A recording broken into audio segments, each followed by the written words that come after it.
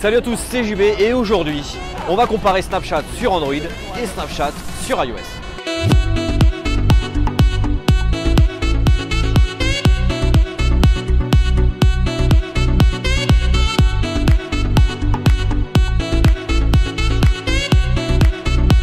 Bon, vous l'avez vu les amis, on est à New York, on profite d'être à New York, enfin je profite d'être à New York pour me dire on va enfin comparer Snapchat Android et Snapchat iOS parce que c'est un débat qui fait rage sur la chaîne YouTube parce que j'avais l'US 8 et j'ai dit non c'est dégueulasse la qualité sur Snapchat, j'ai l'iPhone 7, la qualité est magnifique et je me suis dit on va profiter d'être ici à New York pour pouvoir comparer la qualité de l'un et de l'autre pour voir au final verdictement laquelle est la meilleure. Ce que je vous propose c'est de visiter New York et en même temps prendre des snaps et de voir tout ça.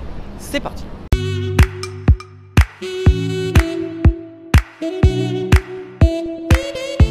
Avant toute chose, Snapchat, j'en ai fait une vidéo pour vous raconter l'histoire de l'entreprise. Pour la checker, ça se passe juste là.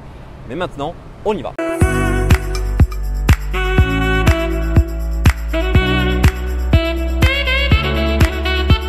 Et alors du coup, on va utiliser quoi comme téléphone pour faire cette petite vidéo? On va utiliser un iPhone 7 Plus parce que c'est le dernier né chez Apple. Et on va également utiliser le dernier né en termes d'Android, à savoir le Galaxy S8 Plus, qui sont de base les deux derniers smartphones qui ont les meilleures caméras, donc les meilleures optiques. Snapchat sur les deux smartphones ont chacun la dernière mise à jour, donc de ce côté-là, ça doit être extrêmement la même chose. Moi, ce que je vais tester, c'est voir s'il y a donc réellement une différence. On va faire le tour de New York et on va tester ça.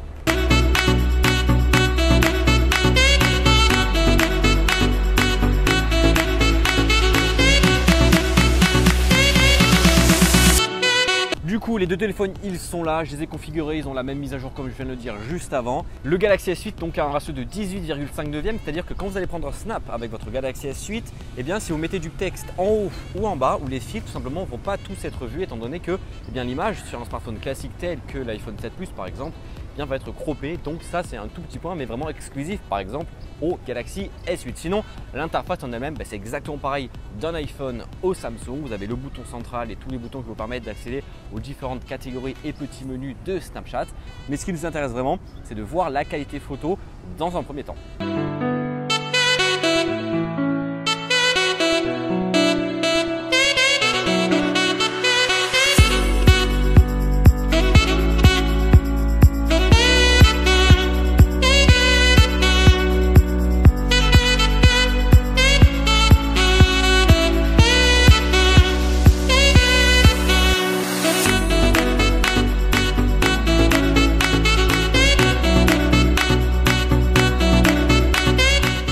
Premier test Android versus iPhone sur la partie photo. Quand on enregistre une photo ou quand on prend une photo, on a vu que le verdict en basse luminosité versus haute luminosité, c'est-à-dire le jour normal dans la pleine rue de New York, le gagnant est l'iPhone. Il y a plus de détails sur l'iPhone et on a l'impression que la photo Android est un peu brûlée, par exemple, comme on peut voir sur le One World Trade Center, c'est un peu brûlé. Donc pour le point, cette fois-ci, je le donne à l'iPhone.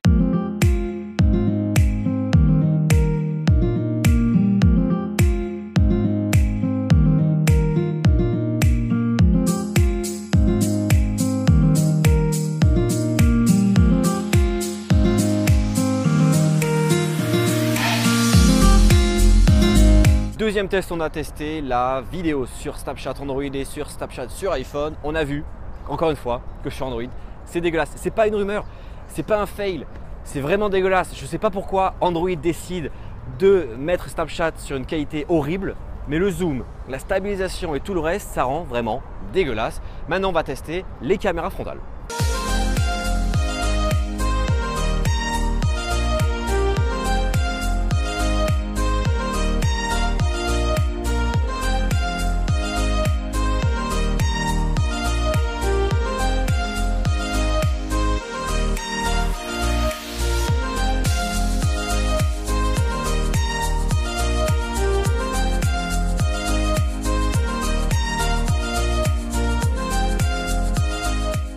Du coup, troisième round des amis sur Snapchat, on a attaqué la caméra avant sur l'iPhone et sur le petit Galaxy S8. Et on a vu que le fait que le Galaxy S8 est une caméra avant en grand angle permet de capter beaucoup plus de choses en caméra avant. Et au final, on s'aperçoit que pour une fois, Android et iOS, ça reste plutôt équivalent en caméra avant.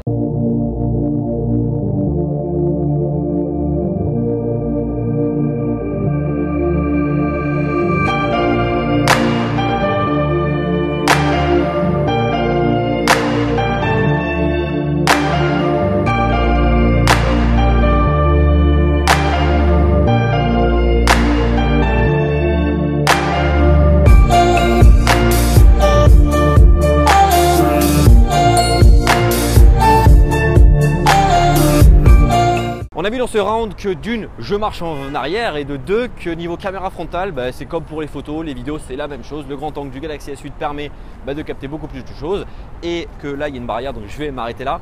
Et donc que, pareil, un point partout parce que la balle autocentre et que les qualités sont plutôt égales sur les deux. Et pour le dernier round, on va s'attaquer à du lourd, du très très lourd.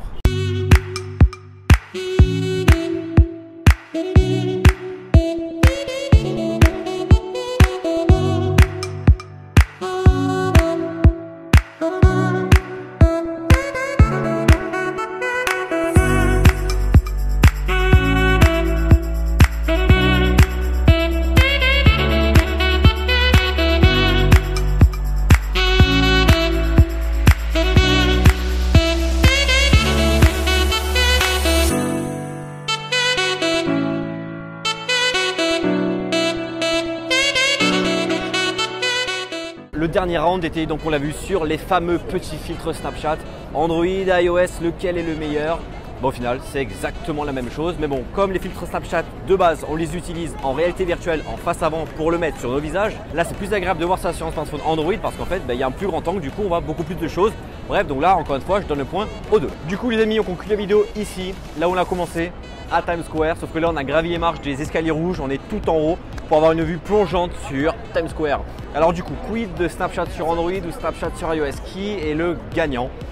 Concrètement, on va rester sur iOS, c'est clair, net et précis. Les photos sont plus claires, sont plus nettes, sont plus jolies sur iOS que sur Android. Mais on l'a vu en caméra avant, les deux, ça reste assez équivalent étant donné que Android, par exemple, avec le S8 Plus, il y a un grand angle qui permet donc d'avoir des meilleurs rendus en caméra avant. Deux petites choses à notifier. Premièrement, j'ai appris que sur Snapchat Android, en fait, c'est pas une photo qui est prise, c'est en fait une capture d'écran de l'application. D'où le fait que les photos soient plus dégueulasses, tout simplement. Et deuxièmement, comment contrer en fait cette qualité dégueulasse qu'on peut avoir sur Snapchat Android? Tout simplement en uploadant une photo qu'on a pu prendre avec sa caméra sur Snapchat. Mais bon, on aura les petites barres blanches autour qui diront qu'on a uploadé une photo en story par exemple. C'est la seule solution que je peux vous offrir, à part acheter un iPhone. Vous pouvez me retrouver sur Snapchat, The Eye Collection, c'est comme le port salut, c'est marqué dessus. J'espère que vous avez également apprécié cette petite balade dans New York où j'ai essayé de vous faire vivre à travers l'iPhone 7 Plus avec lequel j'ai filmé la vidéo en 4K New York sous différents angles. Dites-moi ça en commentaire. Comme d'habitude, vous pouvez lâcher un gros pouce bleu dans la barre des pouces bleus si vous avez apprécié la vidéo. À me retrouver sur Twitter, Facebook, Snapchat, Instagram et bien entendu sur la chaîne YouTube. Tous les liens sont dans la description de la vidéo. Quant à moi, je vais aller sur Times Square me faire peut-être un petit McDo parce que c'est la folie. Allez, bye bye.